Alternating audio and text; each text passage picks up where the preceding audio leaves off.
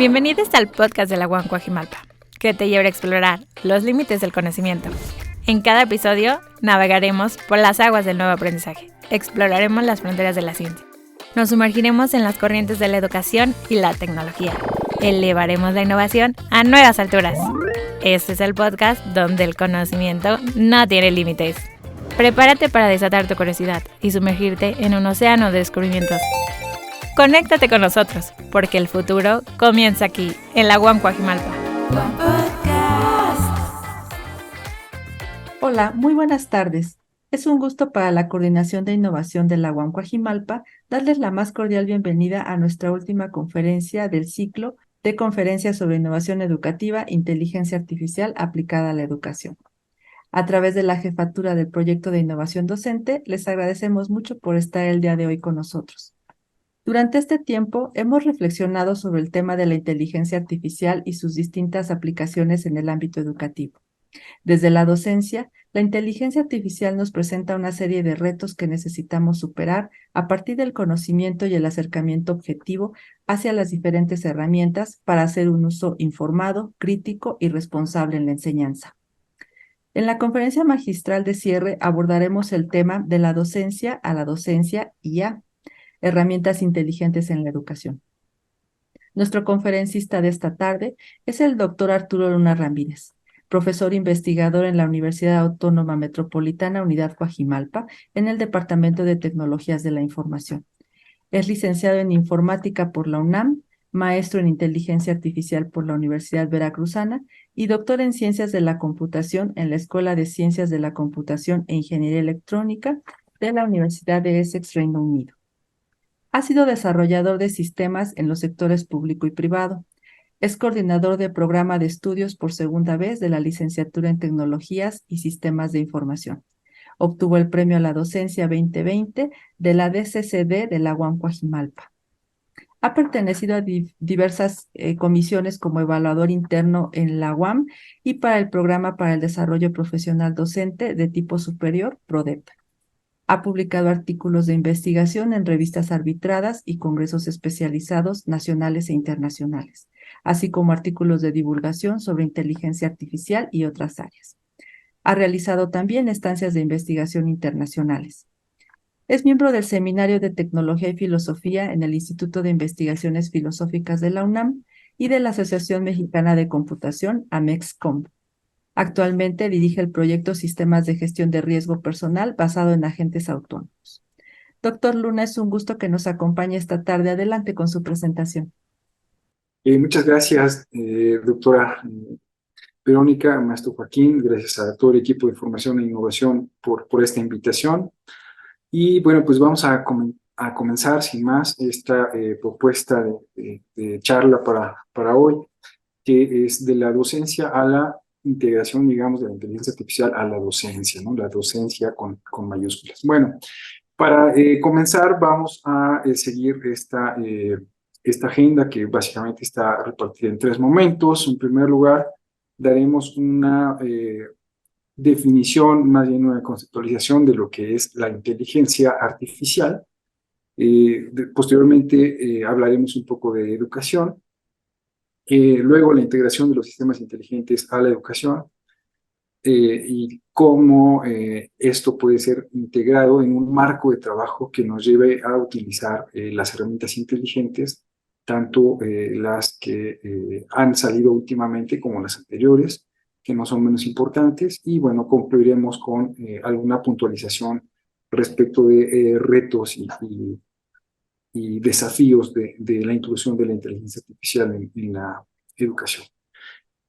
Muy bien, pues vamos a primero que nada subrayar la importancia que tienen las herramientas inteligentes en la educación. Y bueno, pues es sabido que se van convirtiendo poco a poco en un conjunto de herramientas que crece a cantidades exponenciales, pero poco a poco se van integrando, es decir, hay una oferta mucho mayor que la integración de estas a distintos ámbitos de la vida. Y bueno, estas están al alcance del público en general y por supuesto de los estudiantes. Eso hace que de pronto haya una cierta reticencia por parte de nosotros los docentes y por parte de distintas organizaciones acerca de estas herramientas. Pero pues en primer lugar habría que subrayar que son un auxiliar en la preparación de materiales y la búsqueda de información, y que tras una adaptación a las necesidades que se presentan en el aula a profesores y estudiantes, pues tienen un potencial benéfico importante. Aquí hago 3 puntualizaciones. No son una amenaza si se usan bien, son herramientas educativas muy poderosas si se usan bien, y desde luego no son magia aunque se usen bien. Veremos algunos de estos aspectos en lo que continúa. Y bueno, inteligencia artificial es pues un par de palabras que casi ya se convierten en una sola, y es un concepto que ha estado presente a lo largo de los medios convencionales y digitales, las redes sociodigitales, etcétera. Pero bueno, a veces no se entiende exactamente qué es. Y para empezar, pues hay que decir que es una ciencia y un conjunto de tecnologías, no solamente productos o no solamente un producto, sino un conjunto de disciplinas y subdisciplinas y enfoques teóricos y prácticos.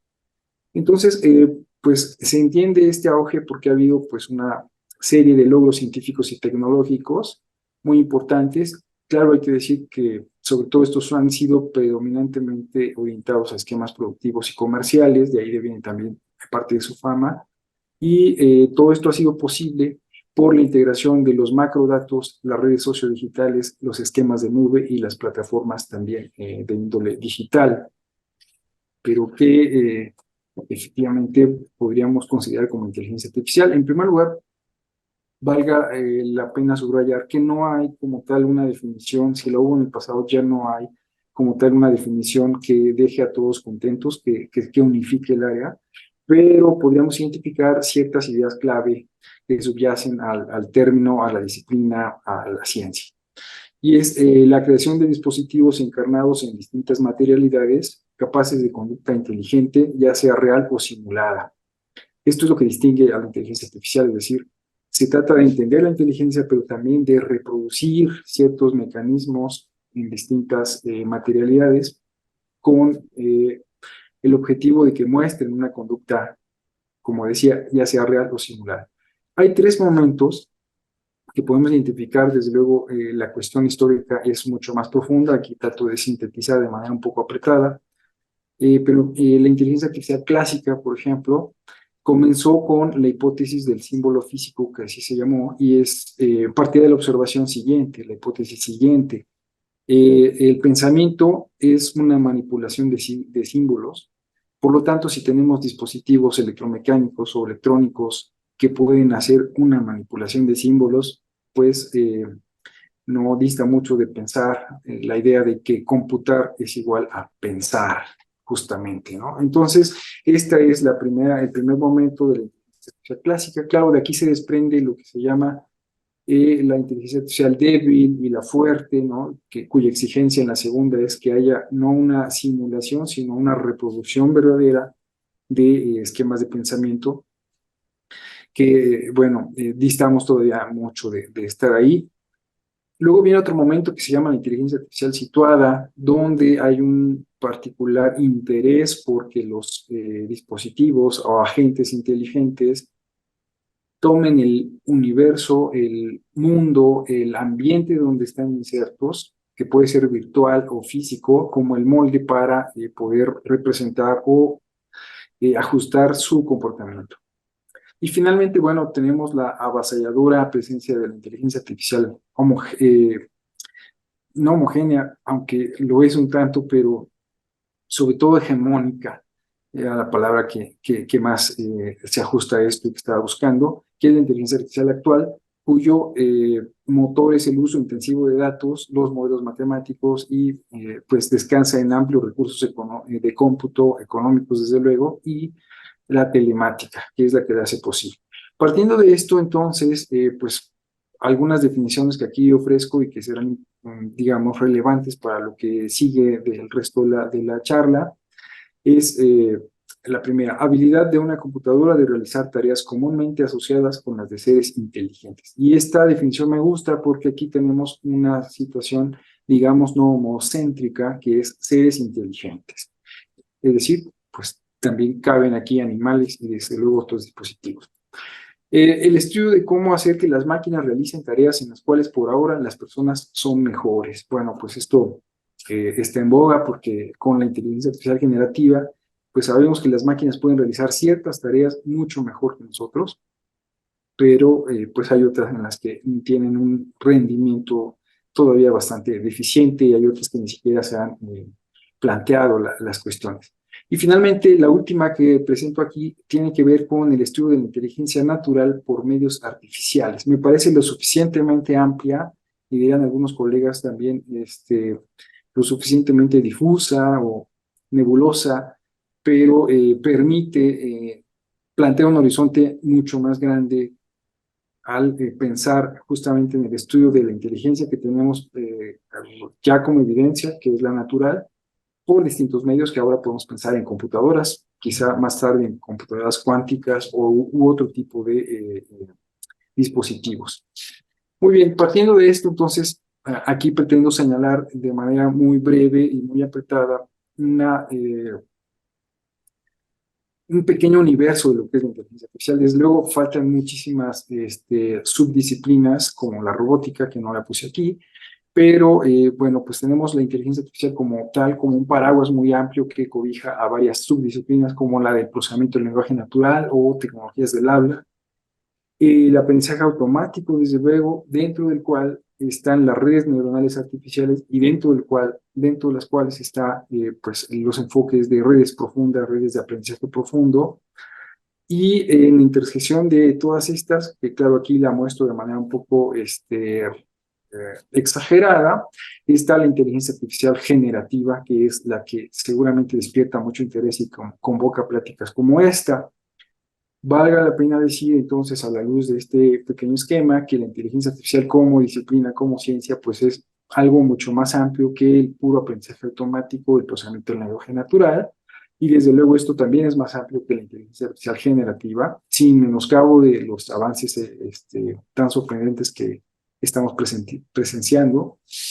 Y permítanme hacer esta pequeña aclaración, que bueno, en realidad no aclara nada, pero es importante señalar que la inteligencia natural pues es algo todavía mucho más grande que todo esto que está aquí planteado, y desde luego ni siquiera la inteligencia artificial generativa podríamos pensar que es algo superior a la inteligencia natural. Esto, bueno, parecería que no deberíamos decirlo, pero lo subrayo por muchos fenómenos que se han observado últimamente. Muy bien, vamos ahora a hacer no un paso atrás, sino un pasito de costado, de decir qué es la educación. Y bueno, pues generalmente se entiende como un proceso mediante el cual las personas pues adquieren ciertos modos de acción e interrelación con otras personas, con una comunidad, con un ambiente, con una cultura, y que pues estas formas que se van adquiriendo son tanto individuales como colectivas, y el objetivo es que sean orientadas para el bienestar tanto personal como humano, y pues en una dimensión tanto individual como colectiva. Desde luego también hay distintos tipos de educación, atendiendo un poco a la planeación y la sistematización de los contenidos y la impartición, y entonces tenemos educación informal, educación no formal y educación formal, que bueno, es un poco la que nos interesa como institución académica, sin menoscabo de las anteriores, claro. También, desde luego, una vez que pasamos por la dura experiencia de la pandemia, pues tenemos que hay educación presencial, virtual o en línea o remota, y pues también tenemos una propuesta híbrida. Seguramente en todas las instituciones se comienza a dar esto. Bueno, por un lado hay este gran marco de la educación, pero hay dos grandes partes que son relevantes para nosotros en esta ocasión. En primer lugar, pues tiene que ver con la enseñanza, ¿no? Que se presume como la transmisión de conocimientos, valores, ideas por distintas vías, estrategias, métodos y técnicas. Y la otra parte, que es el aprendizaje, que básicamente tiene que ver con el desarrollo de estructuras cognitivas, la capacidad de razonamiento, observación y la modificación de conductas. Para que haya esta educación, este aprendizaje, esta enseñanza, se requiere de ciertas estrategias, que es pues una manera de dosificar tanto los contenidos como la conducción, qué pasa durante, antes y después de que se han dado las lecciones y las propuestas instruccionales.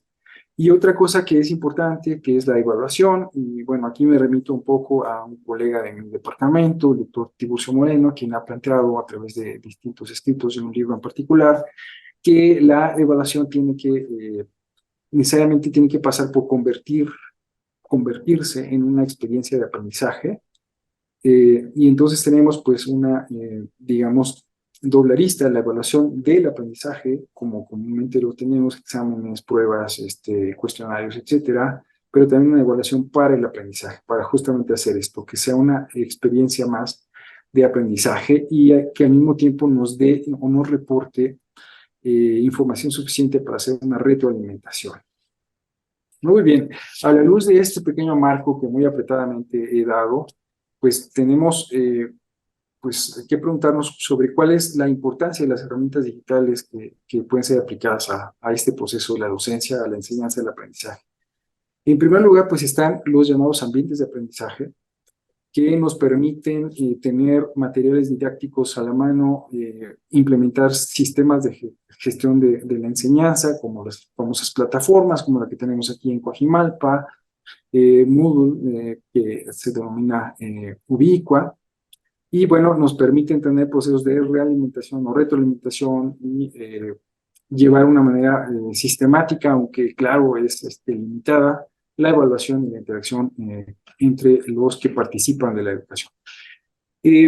También tenemos una parte que a mí para mí es muy importante, que es la de los tutoriales inteligentes. Y bueno, estos sistemas nos permiten implementar estrategias didáctico-pedagógicas, hacer tutoría, y sobre todo, pues, empezar a plantearse la cuestión de la personalización de la educación, del aprendizaje individual, pero también del cooperativo, y pues sobre todo nos permiten, igual que los ambientes de aprendizaje, una interacción enriquecida gracias a la multimedia.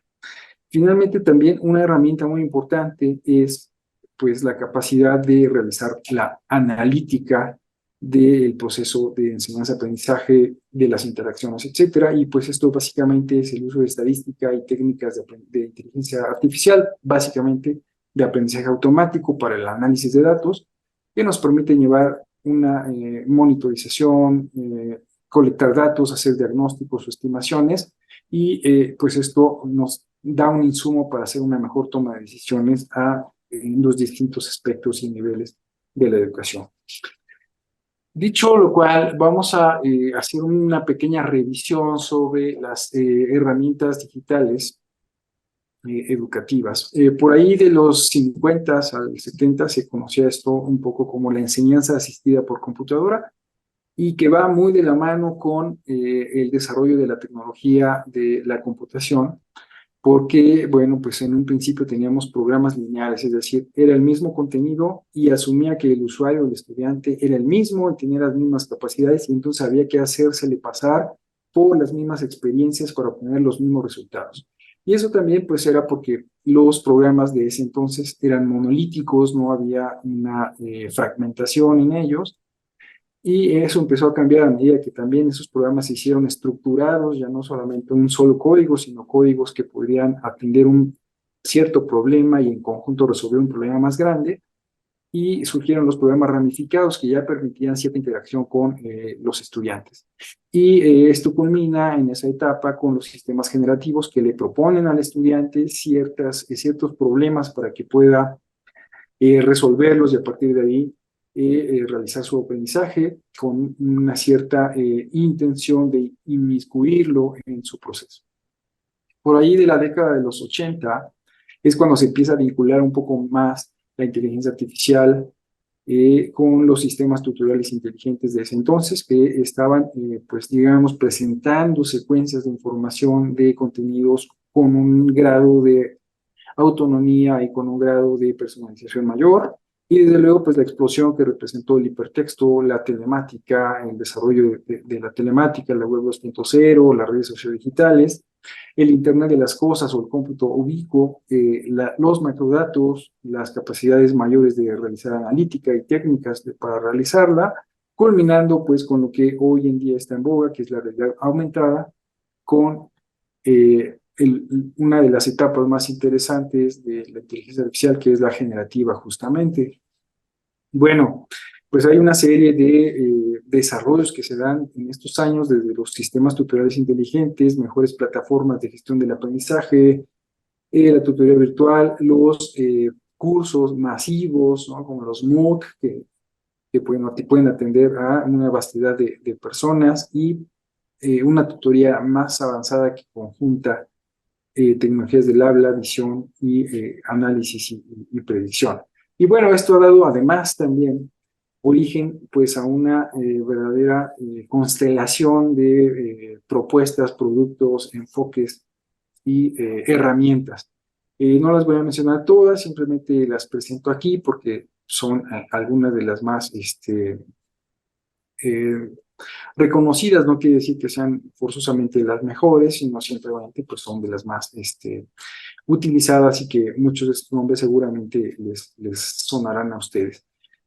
Bueno, entonces, ¿cómo podemos hacer que la inteligencia artificial intervenga en la docencia? ¿Cómo se ha hecho a la luz de esta historia que brevemente comenté? Me gustaría resaltar tres aspectos, como lo decía en un principio: ambientes virtuales de aprendizaje más analítica de datos, es decir, la colección y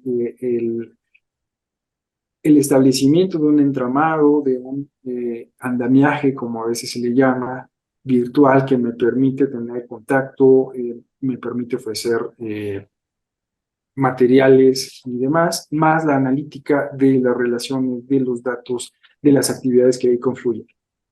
La otra gran rama, digamos, que a mí me interesa como tema de investigación y para aplicarlo, es pues el de los sistemas inteligentes de tutoría, sobre todo los que se basan en agentes y pues claro, con ciertas capacidades como podrían ser el aprendizaje automático, entre otras. Y claro, otra de los grandes desafíos y oportunidades es que la inteligencia artificial generativa pues se ha metido en todos lados, por lo que ya comentamos desde un principio. Y claro, ¿qué genera? Pues genera texto, genera imágenes, genera presentaciones, genera una vastedad de cosas. Muy bien, entonces, yendo un poco a la primera parte, los sistemas virtuales de educación, bueno, pues como dije, están basados en los sistemas de gestión de aprendizaje y pues optimizan ciertas tareas que podrían presentarse de manera rutinaria y consumidoras de tiempo, no necesariamente para la mejora de los procesos educativos, sino simplemente pues como tareas que hay que hacer, como los trámites, los reportes, la asistencia, ciertos grados de la evaluación y la retroalimentación, la interacción, etcétera. Pero todo esto conjuntado con la analítica, como lo decía, que nos permite ver pues cómo son las trayectorias estudiantiles, hacer estimaciones de rendimiento, un perfil de estudiantes y de profesores, pues ver qué son los datos clave para poder hacer una planeación basada en ellos, y la decisión basada en datos, desde luego también, junto con pues la aplicación de técnicas de inteligencia artificial para conseguir una enseñanza adaptativa que me permita hacer, por ejemplo, resúmenes automáticos de ciertas discusiones y no estar en todos los foros, en todo el tiempo. Eso sería nuevamente más gestión, sino aprovechar estas posibilidades, la tutoría personalizada y la generación de contenidos. Aquí tenemos una imagen, voy a pasar a la siguiente, que es pues un poco extendiendo esto que ya dije. Pues tenemos datos de un sistema de gestión académica que son desde luego pues alimentados al sistema completo, datos contextuales del usuario, desde dónde se conecta, desde qué dispositivo, en qué geografía, en qué horas, etcétera, etcétera, para poder hacer en este módulo, por ejemplo, de monitoreo e interpretación de esos datos, y poder después transferir pues estos datos y estos parámetros para hacer analítica que me permita hacer evaluación, planeación, rendimiento, perfilado, y que me dé los elementos para poder retroalimentar con información a los docentes y de los docentes también, y que me permita acercarme al contenido personalizado o adaptativo que a través de un módulo de recomendación, pues me permita tener esta secuencia diferenciada de contenidos y este reporte, digamos, para los colegas profesores, personalizado, etcétera, y que pueda ser desplegable en una interfaz que me permita acceder desde distintos dispositivos, cerrando así el ciclo de realimentación de estos mismos datos. Muy bien, pues una vez que describimos un poco esta anatomía de los sistemas inteligentes, pasemos a otro tipo de sistemas que son los sistemas tutores. Fíjense que aquí se parece muchísimo pues el sistema, de hecho podrían ser encarnados unos en otros, ¿no? Pero me gustaría resaltar que los modelos siguientes en un sistema tutor inteligente, que me permite pues una mayor personalización, es decir, a quién se le está enseñando, cómo se enseña, qué tipo de planteamiento didáctico voy a hacer, ¿no? Para eso tengo el módulo pedagógico, el módulo del estudiante que me permite hacer un perfil y llevar a cabo pues ciertas operaciones con respecto al rendimiento y a lo que se ha observado del estudiante, y el módulo del dominio o de la situación, un concepto más amplio que tiene que ver con pues qué es lo que se enseña, cuáles son los contenidos, en fin. También, pues desde luego hay una interfaz que me permitiría conectarme, interactuar con distintos usuarios de diversa manera. Algunos enfoques pues son los tutoriales automatizados, las aplicaciones móviles, los sistemas generativos y pues uno que a mí me interesa sobremanera, que es el de los agentes artificiales o los sistemas multiagentes, es decir, una particularidad de los modelos computacionales que va muy bien con este tipo de aspiraciones de los sistemas tutores. Me detengo un poco a simplemente mostrar que los enfoques pedagógicos se han ido principalmente en dos vías. Uno de ellos es la vía instructivista, que digamos tiene como ideal pues el de ser un buen profesor, entendido como aquel que hace una correcta transmisión de conocimientos, que hace una presentación y estructuración acertada del conocimiento, ¿no? De los contenidos, y pues que al mismo tiempo demuestra habilidad para enganchar la atención y conservar la motivación de sus estudiantes, y pues por ende es adaptativo a las respuestas, tanto de tus colegas como a los estudiantes. El problema con este enfoque, además de que es de los primeros y es, pues digamos, tradicional, no necesariamente por eso es malo, es que se da una complejidad en el costo, perdón, una complejidad en su organización y por lo tanto hay un costo de desarrollo pronunciado, aunque claro, esto puede ser paliado por las herramientas de autoría para generar contenidos y demás, pero aún así pues se presenta esta situación y sobre todo el enfoque presenta un problema que es que el alumno puede ser más pasivo que activo. Bueno, en respuesta a estas situaciones se planteó un esquema más constructivista donde se piensa el aprendizaje pues como construcción del conocimiento. Es decir, si yo hago algo de manera consciente por mí mismo, voy a poder construir conocimiento. Entonces el estudiante tiene una mayor interacción con desde esta perspectiva, y esto, claro, es muy interesante para la propuesta y el modelo educativo de Coajimalpa, que de suyo pone al estudiante como el actor central. Entonces, bueno, ¿cuál es el problema con esto? Pues es que a veces el estudiante puede perder el foco y olvidar sus objetivos o plantearlos de manera no tan adecuada y perderse en una vastedad de información. Y también, claro, hay dominios donde quizá no se aplique tan fácilmente el enfoque de hacer algo físicamente. Muy bien. Entonces, pues estos enfoques nos permiten, si los revisamos y los integramos, llegar a un aprendizaje tanto individualizado como cooperativo, que esa ha sido como una fuente de tensión en ciertos espacios.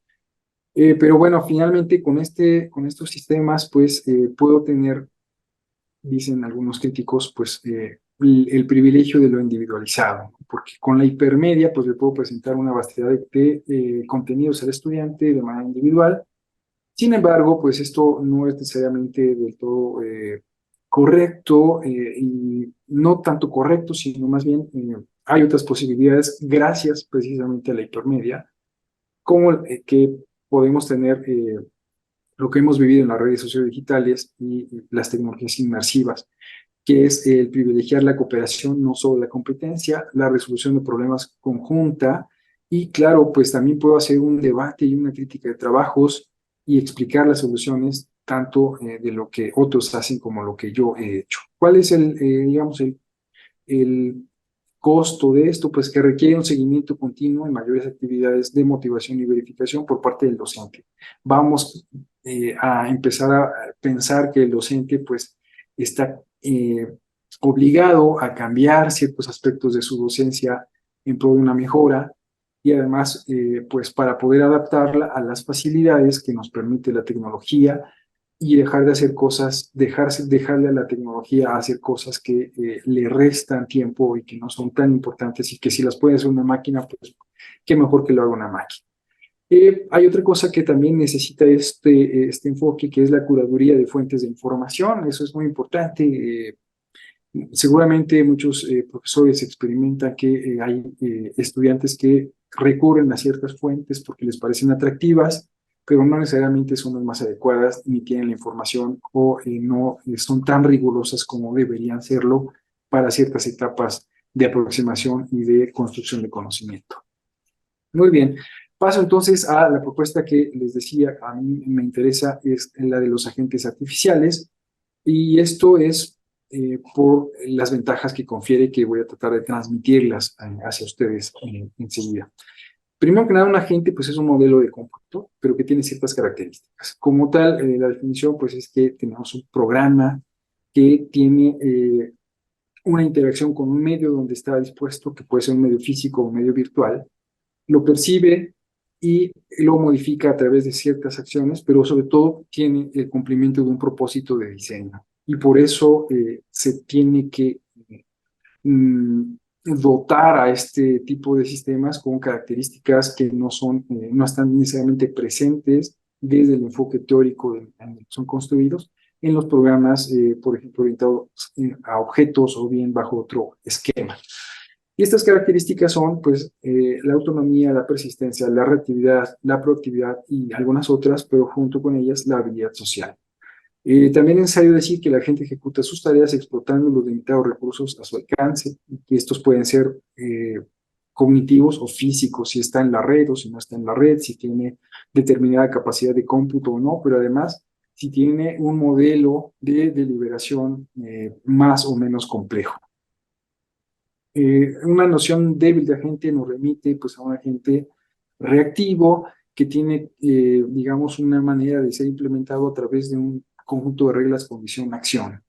Sin embargo, bueno, estos funcionan para ciertas cuestiones, pero bueno, hay otras propuestas como los agentes cognitivos o agentes deliberativos que tienen precisamente un proceso mucho mayor de respuesta, es decir, su respuesta no está simplemente supeditada a un conjunto de reglas, sino que tiene también una representación de un estado interno, que quiere decir, pues, cómo está el agente con respecto a los cambios en el ambiente, etcétera, etcétera, y tiene, pues, mayores capacidades de poder dar una respuesta más acertada a, pues, lo que está percibiendo de la gente, pero del ambiente.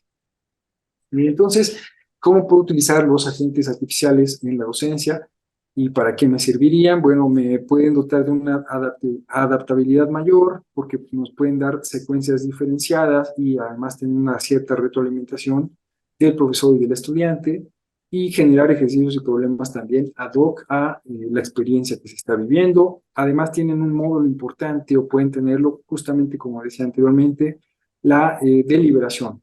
Un módulo de inferencia que me permite hacer monitoreos y toma de decisiones de manera autónoma en mi programa sobre las estrategias de enseñanza-aprendizaje, las interacciones de los estudiantes y la retroalimentación que tendrían los docentes. Además, me permite tener una flexibilidad gracias a estas características que ya enuncié, como la persistencia y la reactividad, de incorporar distintas bases de conocimiento y también la posibilidad de utilizar software externo, como puede ser pues un software educativo, como Ubiqua, ¿no? Moodle o algún otro, incluyendo desde luego pues aquellos que tienen que ver con la generación de contenidos de la inteligencia artificial generativa. Además, pues estos pueden estar dotados de aprendizaje y cambiar y sobre todo explicar su comportamiento, es decir, no son cajas negras en el sentido que lo son otras propuestas. Y además, una cosa no menos importante, que es la protección de la privacidad digital. Particularmente yo estoy interesado en una propuesta de agentes que son los agentes con, digamos, nociones mentalistas en su proceso y en su concepción, como los de creencias, deseos e intenciones, y hay un modelo, una arquitectura que se llama justamente así, BDI, por las siglas en inglés, de creencias, deseos e intenciones, que tienen pues una, digamos, capacidad de deliberación mucho mayor. Aquí les muestro simplemente un esquema.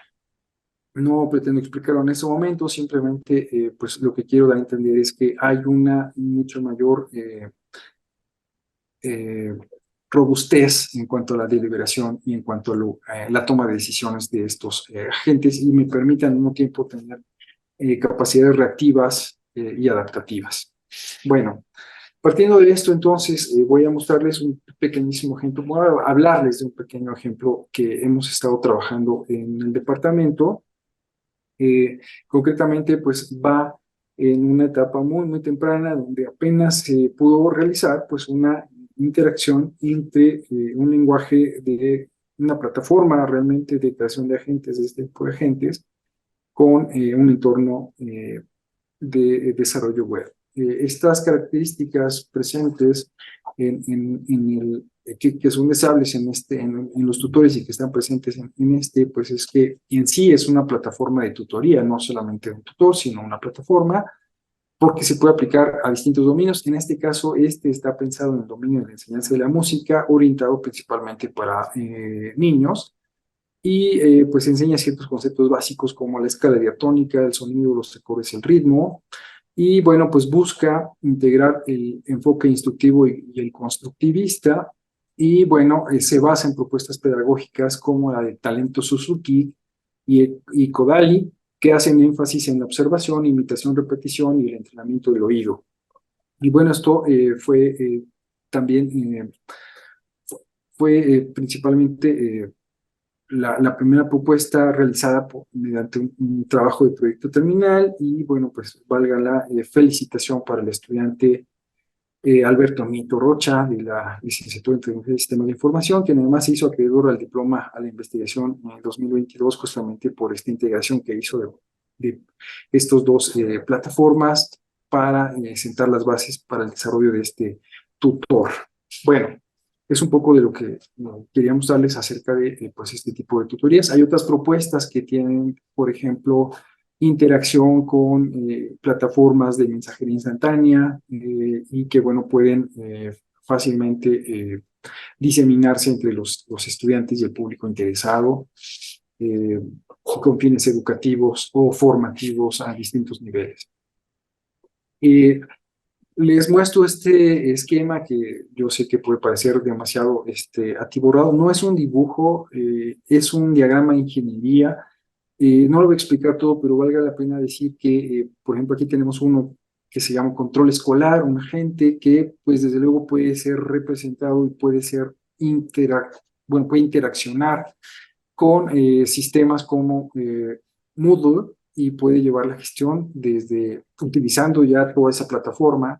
Pero bueno, también tenemos la representación del profesor, la representación del bibliotecario, que es el que da los contenidos, y bueno, podríamos incluir algunas otras cosas. Como pueden ver, pues hay una variedad de estímulos, que son estas estrellitas, y una variedad de acciones. Esto es pues simplemente el diseño, un poquito para mostrar, pues digamos, la robustez o la dificultad que plantea este tipo de agentes, pero además la flexibilidad que nos puede permitir su diseño y la integración en la educación.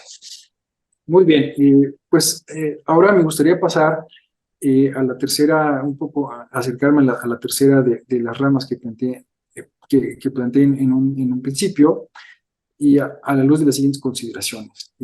pues, ¿cómo nos podemos beneficiar como profesores de los sistemas de información? Es decir, pues como consumidores, pues hay que tomar en cuenta ciertos factores como el tipo de conocimiento, el tipo de alumnos y docentes que están en el proceso, la disponibilidad que haya de los tiempos y espacios, si las actividades son más síncronas o asíncronas, si son presenciales o virtuales, cuáles son los modelos de aprendizaje, si aprendo de otros o aprendo con otros, y si es un aprendizaje informal o no planificado, etcétera. Bajo estas cosas es que puedo entonces plantearme qué beneficios puedo adquirir de los sistemas inteligentes.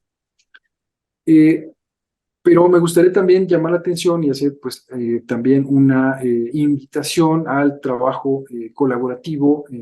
¿Cómo nos beneficiamos siendo profesores e investigadores de este desarrollo?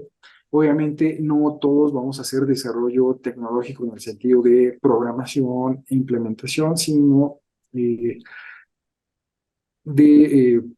la disección de ciertas propuestas de una manera que sea operacional para poderla implementar en un programa o la verificación, la pertinencia, en fin, distintos análisis eh, para generar didácticas enriquecidas, ¿no? Con tecnologías multimedia e inteligencia artificial, principalmente pues los agentes que ya he mencionado.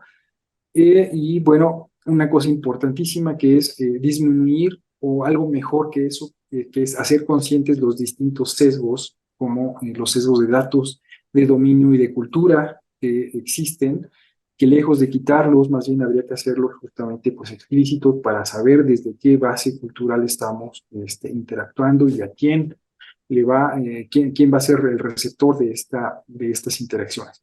Por lo tanto, pues hay que hacer planteamientos pedagógicos, como decía, integradores, multidisciplinarios, desarrollar distintas técnicas y además esto nos permitiría definir un marco de trabajo frente a las tecnologías inteligentes, como el que les voy a mencionar más adelante. Pero bueno, me quedaría con esta situación de que es un trabajo interdisciplinario donde pues todos podríamos estar convocados, nos dediquemos o no al desarrollo de sistemas.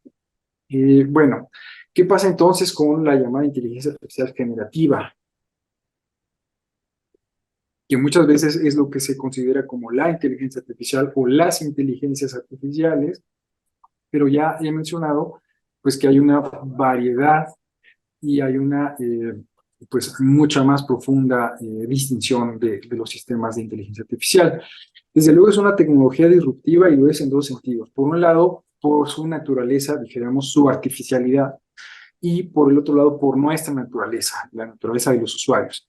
Entonces, generalmente se basan en aprendizaje profundo, es decir, un aprendizaje que es opaco en su explicabilidad, es muy difícil hacer la traza de cómo es que llegó a ciertas conclusiones o a ciertos resultados, pero en contraparte nos proporcionan una interacción, sobre todo en lenguaje natural, muy, muy avanzada respecto de otras propuestas, sin ser perfectas, y generan productos de calidad superior a lo que se tenía todavía en años recientes. Y por nuestro lado, pues, se ha entendido muy poco en cómo emplearla a favor del aprendizaje y de la educación. Por un lado, se tiene todavía este mito que ya poco a poco empieza como a, digamos, caerse, que es que los profesores la consideran como una amenaza y los estudiantes como una solución. Bueno, pues es ambas o es ninguna, dependiendo de cómo las utilicemos y para qué las utilicemos. Entonces, pues vamos a entender cómo usarla a favor de la docencia. Hay algunas cuestiones preliminares que deberíamos no olvidar. Primero que nada, pues hay unas condiciones de acceso y de brecha digital y de distintas brechas económicas y demás que no podemos olvidar.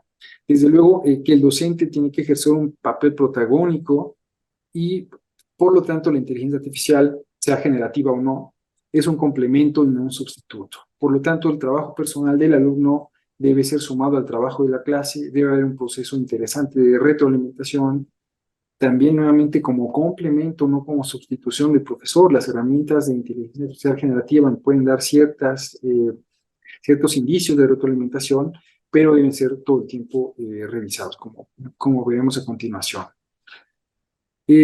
Hay por ahí una pregunta que simplemente dejo en el aire, no quisiera comentar porque me llevaría también a otros temas, que es, pues alguien ha señalado por ahí un problema si vamos a tener tutores humanos para quien pueda pagarlos y artificiales para quien no, asumiendo desde luego que el tutor humano es irreemplazable y que nos va a dar una propuesta mucho más enriquecida de lo que nos podría dar un agente artificial o un método artificial. Lo dejo simplemente ahí mencionado y paso entonces a una parte, perdón, que pues me interesa mencionar en esta plática, que es un marco de cómo aproximarse al uso de herramientas de inteligencia artificial generativa en la docencia. Desde luego yo elaboro sobre lo que otros han dicho antes, en particular el trabajo de Luis Cordina y un profesor de aquí de la propia división, Marcelo Olivera. Aquí dejo las ligas para que puedan ustedes revisar este trabajo. Pero bueno, ¿qué es lo que podemos pensar en cómo interacción de la inteligencia artificial generativa en la docencia? Y no solo la generativa, pero me refiero ahora particularmente en la generativa. Y es que, pues, digamos, el trabajo de la inteligencia artificial generativa, pues, es darnos un producto. ¿Qué tipo de producto? Bueno, puede ser un contenido multimedia, un texto, puede ser una traducción de idiomas o de lenguajes de programación, o puede ser una corrección o una detección de ciertos errores, ¿no? Eso es, digamos, como que el producto obtenido, una imagen, un texto. ¿Qué debería hacer el alumno frente a esto? Bueno, el alumno debería pasar por un tamiz de un análisis dialéctico de 3 tiempos. Desde luego, pues debería ser, digamos, un análisis de lo que se está presentando ahí. ¿Quién está entregando este producto? Luego hacer una verificación de este producto y ver si efectivamente lo que me está diciendo es congruente con el conocimiento pasado, si con el conocimiento establecido, si está dicho por alguien más, por quién, etcétera, etcétera, que refuta, que afirma. Voy a tener un segundo paso que es, pues voy a contrastar, voy a tener que verme en la necesidad como alumno de ver fuentes que digan una cosa diferente o una cosa complementaria, y voy a tener que hacer también un ejercicio de reescalamiento, es decir, pues puedo sacarlo a un ámbito mucho mayor o bien restringirlo a un ámbito de un caso de estudio mucho más pequeño.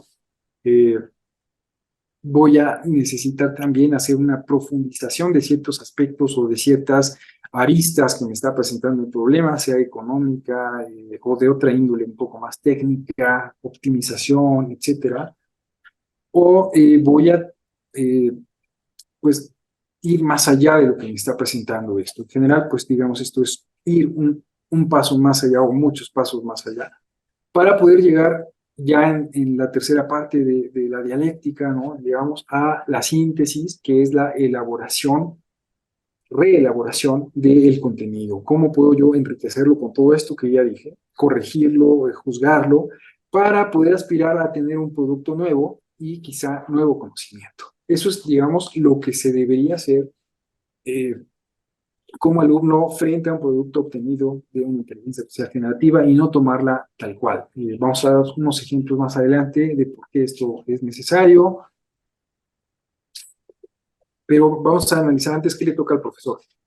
Desde luego al profesor le toca, en primer lugar, pues pedir la resolución de problemas sencillos que pueden ser fácilmente analizados como una pequeña aproximación, es decir, no quiere decir que solamente vaya a pedir este tipo de problemas, sino podríamos empezar esa iteración, este ciclo que aparece ahí del 1 al 6, con esto.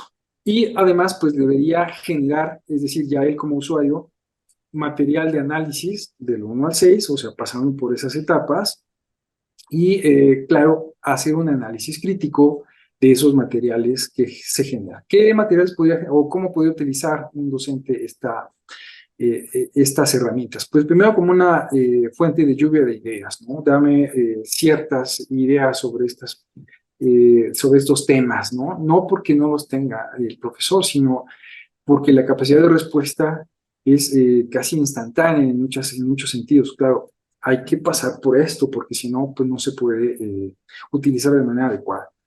Me puede servir para automatizar ciertas calificaciones o dar ciertos comentarios, generar material como cuestionarios y otros materiales iniciales, y además como voy a insistir, generar en pocos segundos materiales editables, ¿no? Eso es importante que podríamos poner en la palestra, pues poder tener materiales editables. Bueno,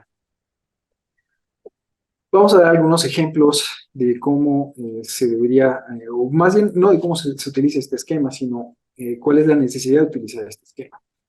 En primer lugar, pues voy a tomar ejemplos de mi dominio, digamos, de la programación, de la enseñanza de la programación, y le voy a pedir a una herramienta, en realidad a dos herramientas, que utilicen, bueno, que realicen la escritura de un pequeño algoritmo y su programa.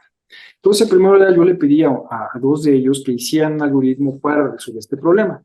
Escribir, perdón, un algoritmo que calcule la superficie de un triángulo en función de la base y la altura. Y ahí está la fórmula. Esto es un ejercicio que se deja generalmente cuando un estudiante está aprendiendo a programar, pues no para resolver el problema, porque el problema ya está resuelto ahí, sino para que utilice el pensamiento algorítmico y pase de esta especificación en lenguaje natural a una especificación más rigurosa, como en un pseudocódigo o en un lenguaje de programación. Entonces yo hice la misma pregunta a los dos agentes conversacionales o chatbots, y pues uno sí me entregó un algoritmo que está aquí, pues haciendo la captación de los datos del usuario y luego aplicando la fórmula, y luego pues un mecanismo de información para el usuario, que es pues dar justamente el cálculo. El otro se fue directamente a darme el programa en un lenguaje de programación como Python. Bueno, la respuesta está bien, pero yo pedí un algoritmo. Bueno, pedí que hiciera una tarea como la que está ahí. Bueno, también hay diferentes respuestas si yo me conecto, digamos, a estos servicios en un navegador o en otro. Si hay alguna, aquí muestro un pantallazo del mismo, haciendo la misma petición desde distintos navegadores. Bueno, también desde luego puedo empezar a meterme al ciclo que decía, pues si le pido a la herramienta que ahora cambie el lenguaje de programación en el que me está dando el resultado. Y aquí tenemos igual la respuesta de dos chatbots. Uno de ellos pues me da un código en un lenguaje de programación que se llama Lisp, que tiene una particularidad un poco distinta a la de algunos otros lenguajes, no solo en su sintaxis, sino en su manera de procesar. Y el otro pues también me da este código, pero aquí hay una situación. Si le añadimos una pizca de crítica, pues nos vamos a dar cuenta que hay un error. Entonces yo lo hice y le dije, oye, hay un error, parece que hay un error. Entonces, claro, de acuerdo con el texto que genera, que casi siempre es muy bien formado, no necesariamente coherente ni cierto, pero bien formado, es legible, pues se disculpa y me dice, sí, tienes razón, parece que cometí un error en la línea de división. En list, la función tal y tal, me da una explicación que no viene mucho el caso, pero me dice, aquí tienes la corrección. Y entonces ustedes pueden ver que es el mismo código. Por lo tanto, me está diciendo que sí lo corrigió, pero no está corrigiendo nada. Me está dando lo mismo. Bueno, ahí tenemos que empezar a tener cuidado. Alguien puede decir, bueno, ni siquiera hay error aquí, ¿no? Pero pues yo hice una interacción donde sí le estoy haciendo un señalamiento de un error y no me corrige si es el caso, pero acepta la corrección, pero no la hace. Entonces, eso es lo primero que tenemos que pues prender alertas y decir, bueno, ¿qué es lo que me estás entregando? A ver, vamos a ver qué es el resto y además cómo interactúas con lo que te estoy pidiendo. Bueno, volveremos más allá de eso cuando veamos este asunto de cómo se le pide. Bueno, le voy a dar un problema un poquito más complejo, que es, pues le voy a dar un enunciado y le voy a decir, pues que a partir de esto necesito crear un algoritmo para resolver ese problema. Le estoy dando ahí, pues ya una cuestión más elaborada, pero no más complicada. En realidad, pues se puede resolver igual porque es simplemente la aplicación de una fórmula de conversión métrica, y el resultado de ambos no es tan satisfactorio. O sea, en general dan los resultados, los cálculos para la conversión, pero no dan el algoritmo que solicité. Y aquí, pues me permito hacer una pequeña disculpa, digamos, de las herramientas, para introducir el tema de el guión de petición o prompt, que es como se le conoce. Diríamos en México, pues en el pedir está el dar. Exactamente, para esto es mi mandado a hacer este refrán, y es que, pues, ¿qué es un prompt? Sino, pues, la petición. Bueno, en cómputo tradicional es un lazo, lectura, proceso, salida, ¿no? Esto lo vemos. El programa está esperando un comando, se le da el comando, lo procesa y me da el resultado. Bueno, ha tenido una especialización al término, y en inteligencia artificial generativa, pues es el guión de petición o la semilla de diálogos, si así lo quieren ver, o bien la consulta para hacer una recuperación de información. Entonces, pues digamos que en la calidad del prompt está la bondad de la respuesta.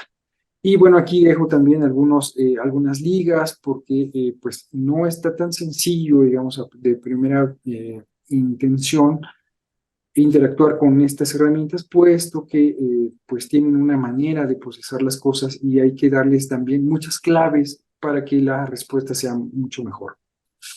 Bueno, vamos ahora, antes de seguir con las otras variantes de ejemplo, a llamar la atención acerca de que, claro, si yo quisiera, por ejemplo, en este caso, hacer una lección para estudiantes de programación, bueno, pues le puedo pedir a la herramienta que me dé un algoritmo, que me dé una programación en determinado lenguaje, y además, pues si yo quiero hacerlo, eh, integrarlo a cuestiones multimedia, pues podría decir, bueno, voy a ir a la parte de generar imágenes. Entonces yo me fui a una herramienta, aquí está mencionada, y le di el mismo problema. Le dije, a ver, Saúl y Raúl tienen dos recipientes llenos de agua, etc. En un principio, quiero aclarar, yo no dije recipientes, le dije tanques. Entonces, claro, el primer intento lo que hace es que me presenta ahí, pues, no sé si a Saúl o a Raúl, pero me ha generado una imagen con tanques y agua y un recipiente. Pero tanques de guerra, obviamente. Bueno, segundo intento. Ahora sí, le cambio a recipientes, y bueno, pues me genera esta imagen que se aleja ya demasiado de lo que estaba solicitando, aunque podría todavía entenderse. Entonces no me gustó tanto, y dije, bueno, quizá el idioma es el problema. Entonces se lo puse en inglés, y aquí sí que se acerca ya a más, un poco a algo más útil para mí, porque ya puedo con esta imagen quizá ilustrar el problema que le estaba planteando a los estudiantes, pues que eran dos tipos que querían resolver un problema de cálculo. Ahí están los recipientes, etcétera. Entonces, bueno, pongo esto como ejemplo para poder decir, pues, que a lo mejor esto me podría servir de una mejor manera si, pues, hago este proceso del 1 al 6 que mencioné anteriormente. Bueno, también, desde luego, puedo utilizar video, puedo utilizar voz, para poder acompañar esto. Yo me fui a esta herramienta en una versión simplemente de prueba, y lo que obtuve fue una lectura de estos dos, perdón, de este enunciado, de estos dos, Saúl y Raúl, que tienen este problema entre manos. Y lo que obtuve fue, desde luego, pues una edición de voz, una conversión, como se llama esto, de texto a voz, con una voz de alta calidad. Desde luego hay herramientas que ya hacen esto de manera mucho más integral, mucho más sencilla, mucho más rápida. Yo lo que quiero es dar ejemplos de cómo puedo utilizar esto, y sobre todo, pues generar esta situación de la necesidad de no tomar los resultados de la inteligencia artificial generativa tal cual, sino que necesito hacer un proceso de curaduría para obtener resultados todavía mucho más interesantes.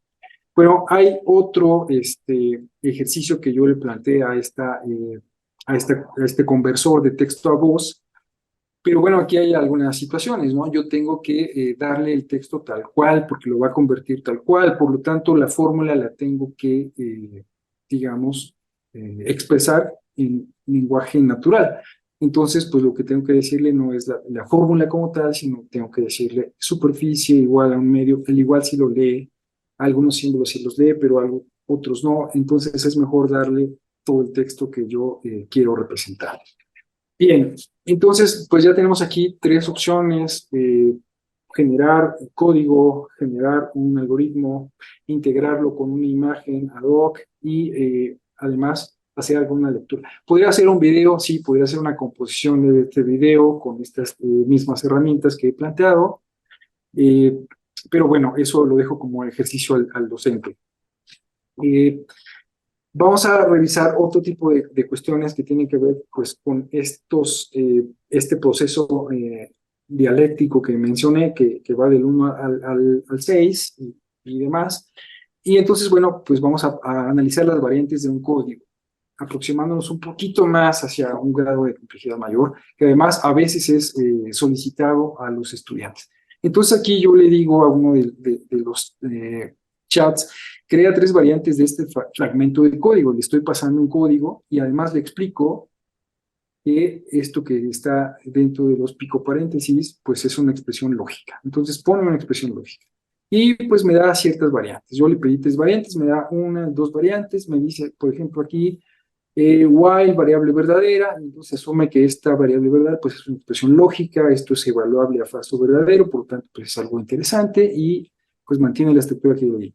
Pero también hace ya otra cosa más interesante que es pues disponer una expresión lógica, en este caso la evaluación de menor que entre 2 herramientas y además le añade pues lo conducente al ciclo para que pueda seguir operando. Bueno, esto ya se puso más interesante. Ahora cuando yo le dije, a ver, quiero que con la variante 2 me des 5 opciones distintas utilizando valores diversos para controlar el contador y el valor límite. Ya estoy utilizando inclusive los identificadores que me da la propia solución. Entonces, pues ya aquí empieza a hacer una variación, que esta variación, dicho sea de paso, a veces cuando se le pide a los estudiantes, les cuesta trabajo moverse en esta escala de posibilidades, pero bueno, aquí hace una variación hasta cierto punto muy sencilla, simplemente pues va cambiando el inicio y el final y por lo tanto pues hace cierto juego en cuanto a las repeticiones que se pueden pedir, ¿no? Finalmente le pregunto,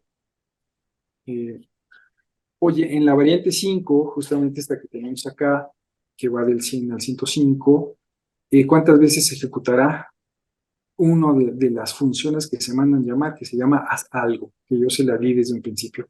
Y bueno, me da una explicación, en este caso, ¿no? Me dice pues que se va a repetir X número de veces, etcétera.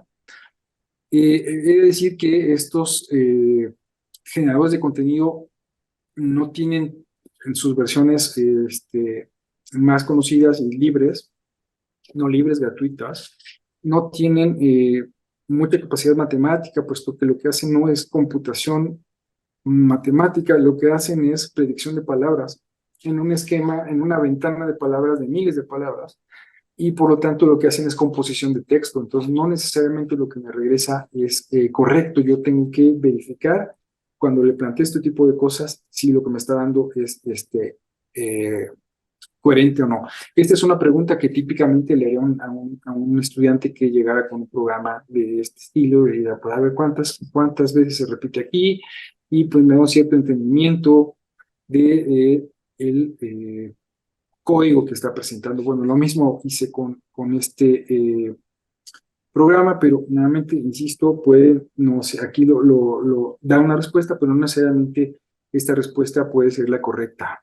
Entonces, bueno, empiezo ahora a modificar nuevamente esto y le digo, ¿sabes qué? Quiero que hagas esa modificación, pero modifiques ahora otra cosa. Modifiques el contador, que es el que hace que dé vueltas, digamos, el ciclo, pues hace una modificación, aquí hace un incremento en 2 y en 3 unidades y eso va a hacer que cambie la variante. Entonces se pone interesante puesto que ya me está dando ciertas respuestas que podría yo después utilizar o planteárselas a un estudiante incipiente en cuanto a esto, ¿no? Entonces, bueno, también le digo, oye, pues dame la explicación, y me está dando una explicación aquí, y bueno, creo que con esto se puede entender un poco mejor cómo poder, digamos, interactuar y cómo generar código. Pues esto fue en segundos, obviamente, para poder, no solo código, sino útiles y preguntas.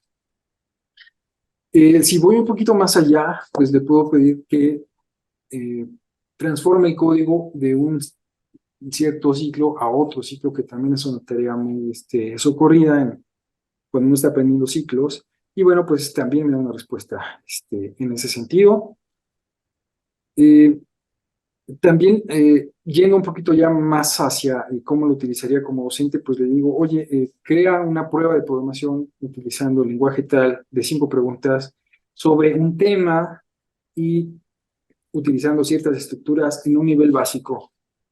Y claro, aquí ya se empieza a poner más interesante. Recuerden, el prompt es también importante. Y entonces me dice, sabes, pues te voy a dar una prueba.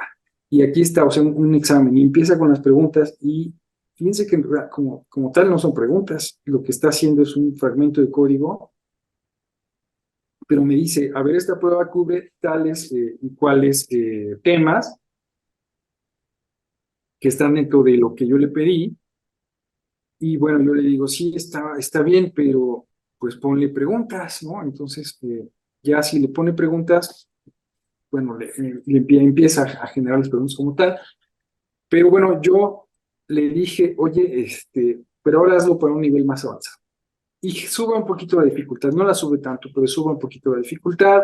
Aquí hay algunas de las respuestas que me da. Y ahora sí le digo, añade las interrogaciones. Y entonces, bueno, ya me empieza a poner texto, que es lo que hace muy bien, y dice, a ver, ¿cuántas vocales tiene la frase hola mundo en esta disposición? Ahí está la pregunta, ¿no? Yo esto ya lo podría utilizar para un ejercicio en clase, por ejemplo, etcétera. Muy bien. También, hay ciertas características. Por ejemplo, yo le podría decir simplemente, genera una prueba con 5 preguntas, se lo pregunté al otro chat, para que un alumno practique arreglos en pseudocódigo estilo lenguaje C. O sea, ya lo estoy restringiendo, ya le estoy diciendo, no me des un lenguaje, tu lenguaje favorito, dame el pseudocódigo con un cierto estilo, lenguaje C, para que haga ciertos arreglos. En otros dominios, por ejemplo, han hecho experimentos del estilo de escribe como tal o cual escritor y pues arroja texto de esta índole. Bueno, yo aquí hice una cosa mucho más restringida, que es en el estilo del lenguaje C, un pseudocódigo, que es, dicho sea de paso, uno de los más utilizados.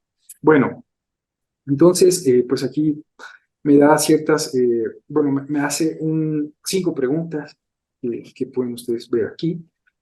Y luego, pues le digo, dame la respuesta a la pregunta 4. La pregunta 4 es, escriba un pseudocódigo que sume todos los elementos del arreglo números y almacene el resultado de una variable llamada suma. O sea, me está dando ahí además indicadores de identificadores. Y pues lo que hace es justamente el código que hace eso. Bueno, ya tengo una interacción más interesante con la cual poder comparar, proponer, analizar en una clase de programación. Voy cerrando ya estos ejemplos y simplemente pues ha habido mucho revuelo, menciono esto, ha habido mucho revuelo en tanto a lo que se puede hacer y no puede hacer, que si los chats entienden lo que están escribiendo, claramente no, que tienen ciertas limitaciones y tienen otras bondades mucho más interesantes. Hay que explotar estas y no hay que demonizar, pero tampoco sobredimensionar las otras.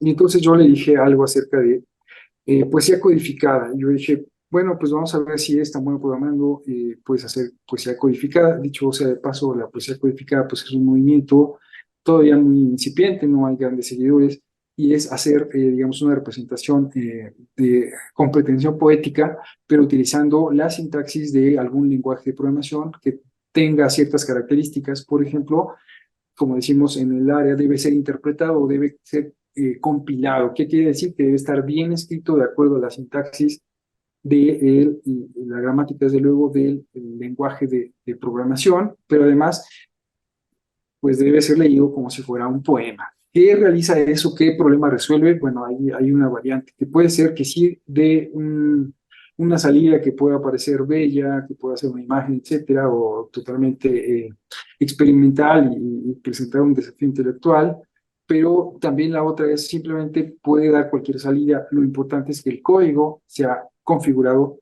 de una manera, como decía, de pretensión poética. Bueno, entonces les digo, aquí a los dos Antes de eso, pues yo les hice una pregunta y les dije, oigan, escriban una décima espinela, que es un género pues digamos, de un metro específico y que es muy utilizado en nuestro país, en Latinoamérica en general, en el mundo de habla hispana. Y bueno, hay un sesgo de datos importante, es decir, ninguno de los dos chats sabe escribir décima espinela, porque hay un sesgo cultural importante, puesto que en el mundo anglosajón y en otros mundos el soneto es el más, digamos, socorrido, ¿no? La décima espinela es, pues ha sido más aceptada o más abrazada, digamos, en contextos de habla hispana, como decía. Por lo tanto, no saben escribir eso, ya no les presento lo que escribieron, pero tampoco saben escribir poesía codificada, aunque uno de ellos se acerca, lo hace mejor. Bueno, aquí les dejo un enlace acerca de ejemplos de poesía codificada, hay varios. Voy a poner dos al final. Y entonces, bueno, le pregunto a uno de ellos, le digo, oye, ¿puedes hacer eh, poesía codificada o code poetry? Y me dice, claro que sí. Y entonces me hace una respuesta, pues que es una trampa, porque lo que hace es definir un código donde el poema en realidad es, pues, texto. Entonces, bueno, sí, digamos que es como una versión muy sencilla de una poesía codificada. Y luego le digo, oye, no, pero haz algo más elaborado, eso no está interesante. Y genera un programa que va a mostrar un patrón como de ajedrez en la cuadrícula. Y bueno, pues eso puede estar bonito, pero sigue sin ser poesía codificada. Entonces le digo, oye, al otro chat le digo, oye, pues esfuérzate más, para hacer una poesía y le doy ciertas claves. Y entonces empieza a hacer ya una cosa más interesante, empieza a mezclar código, pero la poesía sigue estando principalmente en lo que no es código, como en los comentarios o el texto. Y le hago las mismas preguntas al otro chat y ese sí responde con una cosa un poquito mejor, todavía muy pegado a la cursilería. Bueno, ya eso es un juicio estético quizá, o no sé si estético, pero tiene que ver con otro ámbito. Pero bueno, empieza ya a hacer cosas más interesantes, como pues empieza a utilizar el lenguaje como pretexto, el lenguaje de programación, quiero decir, como pretexto para escribir algunas líneas poéticas. Bueno, les dejo aquí dos ejemplos y perdónenme por el autocomercial, pero bueno, yo participé en alguna de estas cosas. Pero aquí podemos ver, por ejemplo, el ejercicio que hizo Tom Knowles con el lenguaje de programación Lisp, precisamente, que pues hace tal cual, parece un lenguaje, un programa ordinario, pero pues lo que está haciendo es una poesía. Claro, desde luego que está en inglés y además pues es casi obligado a hacerlo así porque la mayoría de los lenguajes de alto nivel de programación tienen una sintaxis y un uso de palabras reservadas tomadas del idioma inglés. Y bueno, aquí está una propuesta mía en otro lenguaje que es Java. Y bueno, pues ustedes pueden ver en la página que les dije algunos otros ejemplos y bueno, pues esto tiene pues un nivel que todavía es un poco difícil de alcanzar por los chats. Eh, pero tampoco creo que tarde mucho en poder llegar a estas propuestas, dadas los adelantos que hemos visto. Voy cerrando ya, ahora sí, y voy nuevamente a discutir un árbol de decisión para utilizar una herramienta de inteligencia artificial generativa, sumando un poco lo que ya dije. ¿Cuál es el marco de trabajo para poder hacer esto? Entonces, bueno, pues hay un diagrama de flujo propuesto por Alexander Turkanov, que yo lo convertí en un árbol de decisión y que básicamente hace tres preguntas. Y dice, a ver, ¿importa que el resultado sea preciso o cierto? Si no me importa, entonces es seguro utilizar una herramienta de inteligencia artificial. Ya, úsala. Si sí me interesa esto, entonces la pregunta recae ya más en el usuario. Dice, ¿puedes verificar que el resultado es preciso o cierto? Si no puedes verificar, entonces no es seguro que la utilices. Pero si sí lo puedes verificar, puedes asumir la responsabilidad moral, económica, legal, etcétera, derivada de las imprecisiones contenidas. Si lo puedes hacer, entonces usa, es posible utilizarlo. Si no, pues te aviso que no es seguro usarlo. Entonces, este esquema es el que primero que nada deberíamos darlo a conocer y utilizarlo y quizá haya un refinamiento sobre esto mucho más apropiados, pero deberíamos pensar sobre todo en esto porque toca ciertas aristas como la autoría, como la atribución de ciertas características de veracidad o verificabilidad a lo que los productos nos arrojan.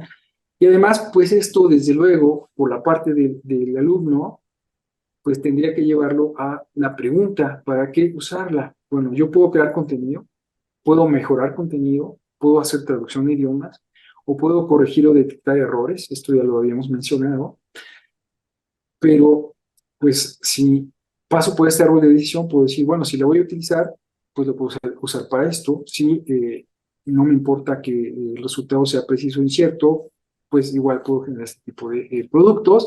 Recuerden que estamos pensando en cosas que puedan abonar a la educación.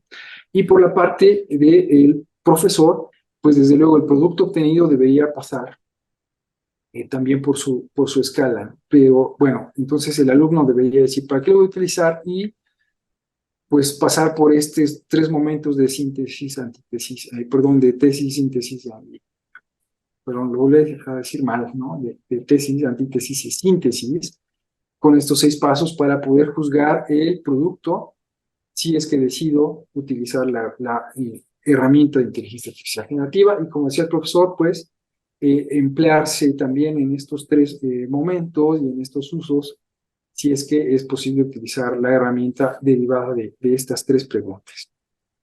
Muy bien, ya voy cerrando ahora sí la charla. Simplemente pues decir que la UNESCO en 2020 hizo una propuesta del desarrollo de competencias que básicamente pues tiene que ver, bueno, atiende a profesores de los niveles básicos y pues tiene que ver con la formación de profesores, que se enseñe la inteligencia artificial.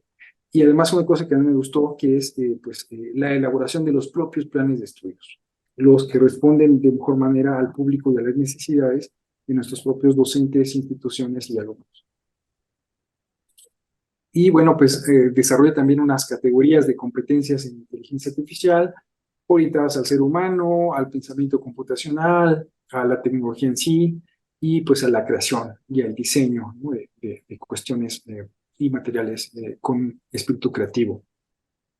Por otro lado, Linda Castañeda hace un pequeño esquema de las competencias docentes para el mundo digital, y bueno, pues aquí hay muchas dimensiones, desde la práctica didáctica hasta pues el aprendizaje en los entornos y el compromiso social. Entonces, bueno, postula estas competencias, bueno, aquí las menciono, no las menciono, perdón, simplemente las dejo para que ustedes las puedan revisar. Y bueno, vamos concluyendo. El uso de la inteligencia artificial pues, nos puede ayudar a mejorar la toma de decisiones, apoyándola con distintos datos, vía la monitorización, la información derivada de la importancia, información derivada de importancia estratégica de este análisis, utilizar herramientas de apoyo a la enseñanza y aprendizaje, como pues, son las herramientas de autor, como estas mismas que hemos estado revisando en la presentación. Distintas maneras de mantener la interacción y la motivación pueden conseguirse a través del uso correcto de estas herramientas y la disminución de tareas de gestión consumidoras de tiempo. Debo, pues, incrementar mis habilidades docentes, pero eso es una tarea, pues, inacabable, permanente. Pues debo, sobre todo, hacer un uso crítico, ético y responsable, además de seguro, ¿no? Pensando en cuestiones de privacidad de datos y demás, de estas herramientas, y los estudiantes pues deberíamos orientarlos hacia la resolución de problemas no rutinarios, pensamiento lógico y crítico, ¿no? El desarrollo de estas habilidades, desde luego también de las habilidades interpersonales y el desarrollo personal, y bueno, algunas otras como la adaptación, la autoadministración, el pensamiento computacional, la programación, las matemáticas, la lógica. Y pues, ¿cuáles son algunos de los desafíos de la inteligencia artificial, la informática? Pues en primer lugar, la protección de datos personales y privacidad, la eliminación o explicitación, como decía, de los sesgos y su reproducción masificada o automatizada que da lugar a veces a la discriminación, la equidad educativa, ya decía esto del tutor artificial y el tutor humano, no intentar reemplazar al docente, ¿no? La inteligencia artificial, esto hay que ser muy críticos, no puede educar por sí misma, por sí sola, porque hay algo que se llama pues el efecto ELIZA, ¿no? Que ELIZA es uno de los primeros agentes conversacionales que pues dieron de qué hablar en cuanto a la interacción con seres humanos, puesto que nos hacían, o más bien nosotros reaccionábamos de manera pues extraña frente a estos desarrollos.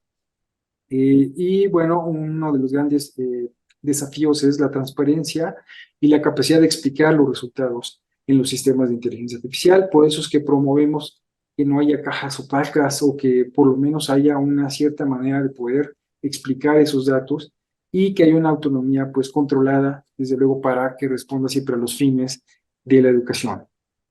Por lo tanto, pues yo digo, sí, qué bueno que hagamos que hagamos uso de estas herramientas, pero también habría de ser una prioridad desarrollar nuestras propias herramientas y pues uno de los vectores por los cuales yo me decanto es el uso de agentes inteligentes, lo he dicho más de una vez en esta plática, y podríamos pensar en algo como este esquema.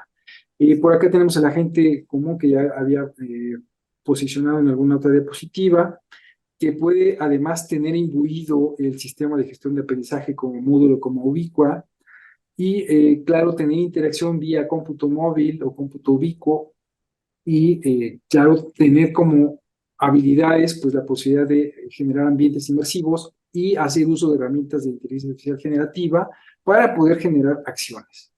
Entonces, de esta manera tenemos un agente como una mediación entre las herramientas de inteligencia artificial generativa y otras herramientas que debería responder a las necesidades pedagógicas, éticas, de nuestra institución, organizativas también de nuestra institución, y los agentes son un buen modelo, a mi entender, para poder hacer este desarrollo de sistemas mucho más complejos y más, digamos, que respondan más a las necesidades domésticas y propias de nuestras instituciones, inclusive de nosotros como docentes. Simplemente les dejo este bonus. Hay también muchas propuestas de utilizar herramientas. En este caso mencionan a uno de los chats de moda en la investigación para hacer un poco de lo que dije: recogida de datos, análisis, redacción y el diseño de la investigación, obviamente pasando por el tamiz de los 6 pasos y los 3 momentos que ya mencioné en un inicio. Bueno, pues esto es todo. Muchas gracias por su atención. Nuevamente reitero mi agradecimiento a la doctora Verónica y al maestro Joaquín por la invitación, y pues a todo el equipo de colaboradores que me han permitido estar con ustedes en esta presentación. Muchísimas gracias. Doctor Luna, muy interesante todo lo que nos ha compartido la tarde del día de hoy. Le agradecemos mucho por compartir sus proyectos, el conocimiento, para difundirlo aquí con nuestra comunidad UAM, que bueno, finalmente es muy valioso y seguramente encontraremos muchas aportaciones y sobre todo muchas acciones y actividades que se pueden realizar, ¿no? Destaco toda esta parte de hacer un uso más reflexivo, más crítico de estas herramientas. Como usted lo mostró, bueno, pues de repente nos arroja errores y hay que estar como muy atentos a estas cuestiones, sobre todo cuando lo vamos a utilizar para la enseñanza. Entonces, pues bueno, tenemos mucha tarea, como les he dicho en cada una de nuestras conferencias, mucho por hacer. Estamos apenas comenzando el camino, entonces, pues bueno, también podemos encontrar muchas vetas por las cuales avanzar. Entonces, pues bueno, es cuestión de continuar avanzando y bueno, pues precisamente estos ciclos de conferencias y talleres virtuales tienen ese objetivo para que, digamos, aquí en la docencia podamos avanzar sobre rutas más certeras.